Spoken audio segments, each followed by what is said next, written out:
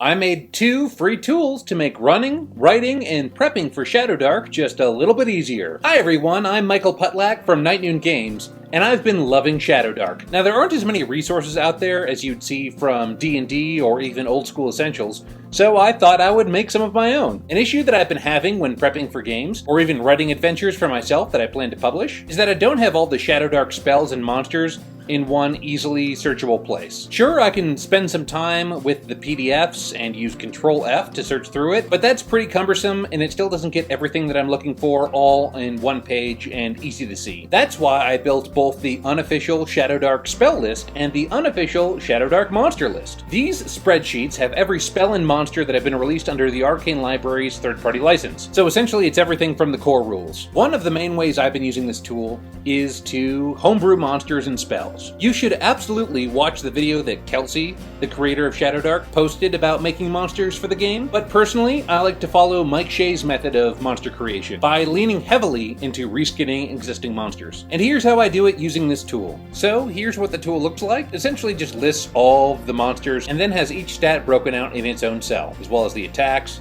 the abilities, and so forth. You can also see that by clicking down here, you can sort things horizontally if that, makes it easier for you to understand.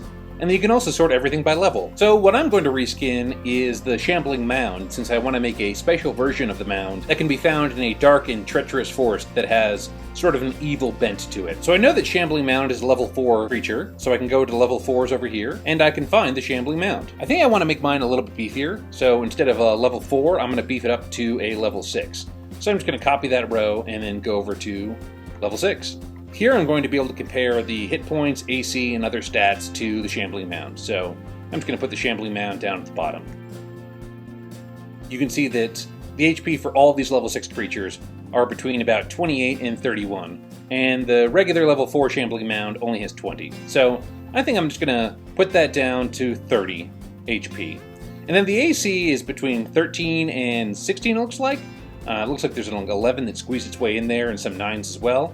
But I think this Shambling Mound's pretty beefy, and so I might even just give it an extra point of AC, because I think it's a little sturdier. It's probably made out of hardier trees, being from a dark forest. So I'm kind of picturing this, this Shambling Mound as really being sort of more intertwined with this dark forest. So I think I'll start by changing the flavor text a bit. I think this should be good. A living collection of knotted and tangled flora, given life by the magic of the Stygian. That's the name of this forest that I'm working on. Its movement is slow, as if it were struggling to pull its roots out of the ground. So I think because it's sort of more, like I said, intertwined, and its roots are sort of still embedded in the ground, I'm going to make this thing a bit slower. I don't really love this whole imperviousness to it, and I know that's sort of a staple of the Shambling Mound, but I just think that this one isn't going to have that. So I'm going to say, slow movement takes away 1 slam.